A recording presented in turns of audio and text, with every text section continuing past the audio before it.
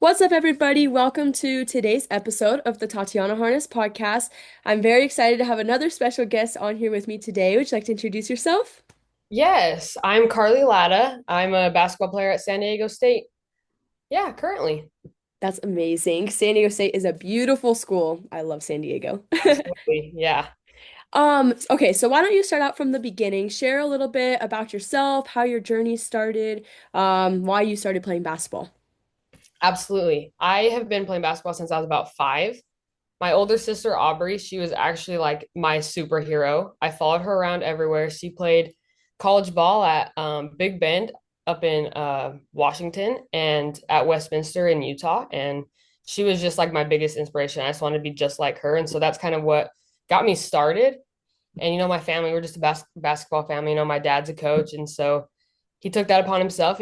Those two have kind of coached me up my whole life and got me to where I am. And so that's kind of why I started. And going through high school and AAU, my dad was also my coach. He liked to just follow me around. So it's been a big like family affair, and I think that's kind of my why.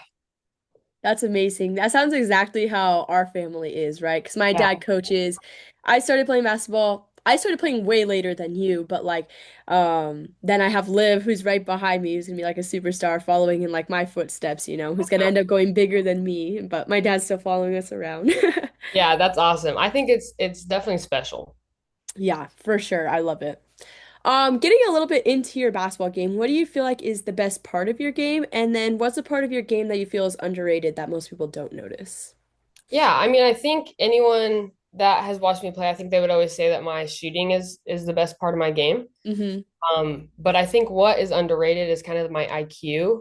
I love to pass. Passing is my favorite thing ever. And so, I'm always, just examining the court, looking for the open person. So I think that'd be what's underrated in my game.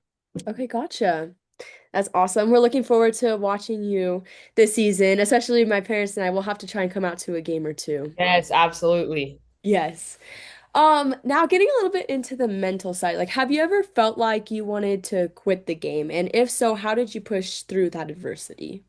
Yeah, I mean, I think everyone has gotten to a point where, it's gotten so tough. It's kind of you question, do I keep going? Do I stop? Do I look somewhere else? And that's definitely came up. I mean, especially now in college, it's a lot harder. It's a lot more demanding. And so it's definitely come up. And I think I just always think back to my why I started playing. I think about, my faith. My faith is a big part of why I play as well. And so, I'm always thinking back to that and back to my family and just I'm doing this for a reason. And, I think God put me here for a reason and always just remembering that and looking back on that. Hmm. And what was your hardest transition going from high school to college, like basketball, the academics, everything? Yeah, I think I would definitely say the demand. Growing up, we put a lot of time into basketball, and you think that you've put most of the time that you can into it until you get to college, and it's like, oh, there's more time that you have to put into it. Hmm. It's kind of it takes a lot of your life, and that's something that's also pretty hard, but definitely the demand that comes with it. Gotcha. Yeah. I feel like every college athlete that I've talked to says that it's like a lot harder in college. And sometimes, a lot of times, especially at the beginning, like you're not expecting it and it can be really overwhelming. So Definitely, yeah. that's It something takes I'm a not looking forward to. But at the same time, I am just right. getting to college. Yeah, I mean, definitely the first little bit, it's kind of like, whoa, like we need to calm down. But once you get into it, it's like, okay, I've been doing this, like I got it. So Yeah. Gotcha. Um, have you ever like with on the school side, have you ever struggled to balance basketball and school and like find time for yourself? most definitely, yes. I think time management is something that is very underlooked when you're coming into college as an athlete. Hmm. I mean, 95% of your time goes to basketball, and then you've got about 5% to distribute to everything else. And so, there's been times where I come home from practice, I'm like, man, I just want to nap. I take a nap, and I'm like, oh, I have some homework to do. Right. It's definitely tough, but you using all the resources that you get a lot of resources once you get to college, so it's very helpful. Definitely with the social life, I know that that's always like the biggest thing for a lot of people is they're like, I don't think that I'll have time to like make myself Yeah. happy. And it is tough, but you can always there's always time that you can find to do those things. Gotcha. And then one question I was just thinking of as you were talking, I feel like a lot of times when coaches are recruiting, they're like, we're looking for players who have a lot of energy and like talk really loud, have loud communication. I would assume you have to bring that into every practice. Like, if you don't want to bring that to every practice, first of all, what's the consequence? And then secondly, like, how do you like it, do your teammates around you push you to just have that energy every day, especially when you're the most tired? Yeah, I mean, I think, you came to one of the MVBC practices, and one of the Yeah, things that they were very big on was communication. Like my dad, he gets so mad when you're not talking. So, I I've could always tell. he's a loud guy, right? Yeah. So I've kind of been, raised up into like you better talk. And I've seen the consequences. In college though, it's definitely a different level. I thought coming in, I'm a big communicator, big leader, but it's like a whole different level you have to get up to. You have to constantly be talking and know what you're doing and saying the right things.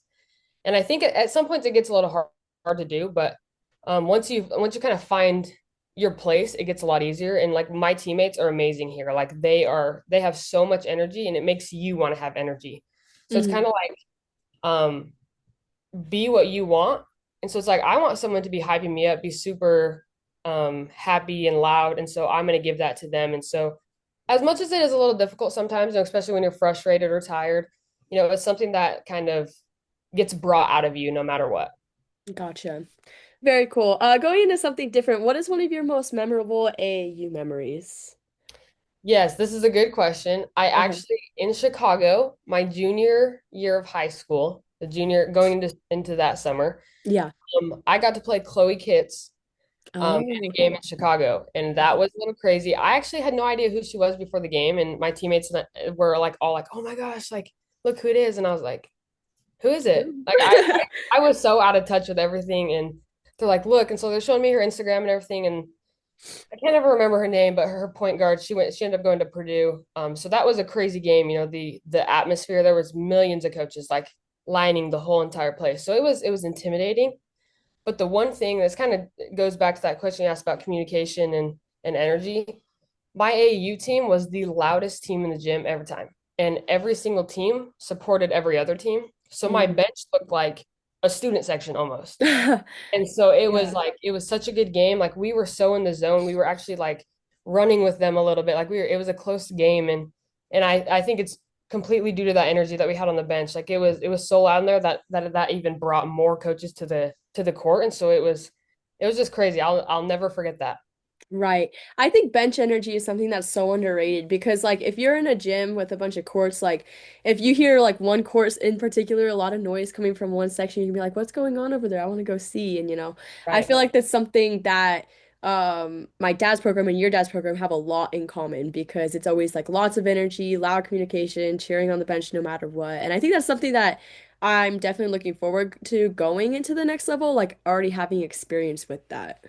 Yeah, absolutely. I think it's a big reason as to the success that you get. Like you're only as good as your weakest link. And it's like Hmm. if you have someone who's got an attitude sitting on the bench quiet, like that's not going to help you. I mean, so having that energetic bench is very helpful. Yeah, definitely. Another question. If you weren't playing basketball, what sport do you think you'd be playing? I would definitely be playing volleyball. I actually love this Ooh. question because I love volleyball.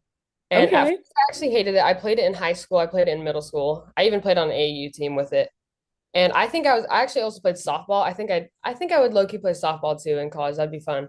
I was Gotcha. actually better at those two sports than I was basketball at first. Really? I liked basketball more.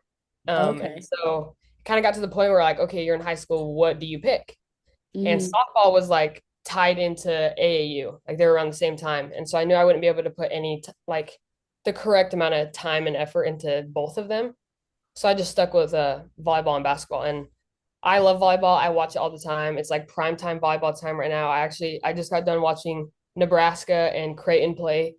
Like I just love volleyball. Isn't Nebraska like the best in the country? Like they won it last Yes. year? Yeah, Okay. they are very good. So it's fun to watch. Yeah, definitely. I feel like I'm not coordinated enough to play volleyball. I feel like I'm like a basketball coordinated, not any other That's sport fair. No, that definitely coordinated. makes sense too. Yeah. Okay, what's something that you've done that originally you didn't want to do? Like going into it or looking into it, you're like, I'm not sure if I really want to do this or like what's the point of this? And then you like ended up liking it or having it doing it as a hobby. Yeah, I think volleyball's one. Mhm. Like my mom forced me to play in middle school. I was going in eighth grade year, and I was like, Mom, I hate this sport. Like, I do not want to play it. And she was like, just play one more year, and if you still hate it, you don't have to play it again. And I loved it. And part of that was just because of my team. Like those girls are like lifelong friends. I talk to them to this day, and so I'm very grateful that my mom made me play. So Yeah. yeah. That's awesome. I think one thing for me is like I hated public speaking when I was younger. Like I would never go up and talk to anybody. Or like if I would, I'd like have my head down and be all shy and stuff. Then my dad, he actually forced me to do the podcast with him my first time, but this was like 3 years ago when we first started doing it. And then I ended up like really enjoying it, and then he gave it to me to do on my own. And we would just talk about like sports and WNBA stuff. And I'm like, well, what if I like li actually brought these athletes onto the podcast? And that kind of started my whole thing. But it's kind of crazy just like looking back on something that you really didn't think you'd like. And then in the future, you ac actually love it. Yeah, exactly. Yeah. Okay. Looking ahead at your future after college, what do you want your career to be? Do you want to continue playing basketball, potentially overseas, or get into something else? Yeah, so I want to go overseas if possible. I want to play a few years there. Hmm. And then I actually have always wanted to coach. I want to coach at the collegiate level. So if I can get into that. If not, actually what I'm majoring in is psychology, and I find that super interesting. And so this is Okay. completely different from basketball. A criminal justice psychiatrist. I Wow. think Okay. would be super fun. I think that would just fit me. I love like crime shows and all of that. And so Mhm. I think being that person that kind of is just like, okay, why did this person do that would be kind of interesting. Yeah. So one Interesting. of those paths. Yeah, for sure. Psychology is interesting. I'm actually taking that class this year, and it's like kind of interesting, like learning about the brain and Yeah, everything. it's definitely very crazy. So Yeah. And then also like what's it like being able to go back because obviously you coach with your dad's program when you can and you're not involved in college basketball. Like what's it like just being able to like go back there and be back in the environment you used to be in? yeah, no, it's so fun. It just makes me feel like so grateful to, have that opportunity. Because, Hmm. looking back when I was, still in high school playing AAU, I played for Tree Hope, and we had a lot of players who like have graduated and are in college would come back. Yeah. And I just think that is something that really like sat with me a lot, was like hearing what they had to say, because I'm like, oh, they're like in it right now. Like they know what they're doing. And Hmm. so it's like I think it's cool to kind of be on the other side of it and look at it from that perspective, and kind of just be able to help, younger kids kind of figure out what they want to do and help them along that path. Yeah, definitely. I think you'd make a great coach someday. Thank you. Of course. Okay, my last question for you, and it's always the most intriguing question. If you could give one piece of advice to your younger self, what would you say? I think two words, just keep going. Like, I mean, in this industry, like it gets tough, it gets exhausting, draining, anything, like you name it. Hmm. It's tough, but seeing your hard work pay off in the end is so like it's just so satisfying to see that, like, oh, I put in this work for 12 or however many years, and like I'm seeing it play out. I think just, on those tough days, just going back to why are you here? What do you like? What is your purpose? Why were you here? Is just like it's just a big thing I would say for my younger self, because I always struggled with, man, like this is not going my way. This is super tough. I don't think I want to do this anymore. Like my body hurts, Hmm. my mind is tired. And every single time I've gotten that position, I've thought back, like I'm here for a reason. God put me here for a reason, and just to remember my why always. Yeah, I love that. That's amazing. Yeah. That's all the questions I had for you today. Did you have anything else before we go ahead and wrap it up? I do have a question for you, because I think I get this question all the time, and I honestly don't know how to answer it, because it's so different now, getting Hmm. getting recruited and being, coming through AAU in high school, than it is when I was, even though, that was 3 years ago. Yeah. A lot of people always ask me, how do you network yourself? How do you put yourself out there? And I think you and your sister do an amazing job of it. For me, back in the day, you know, nobody was really putting themselves out there like that. We used Twitter a little bit, Yeah.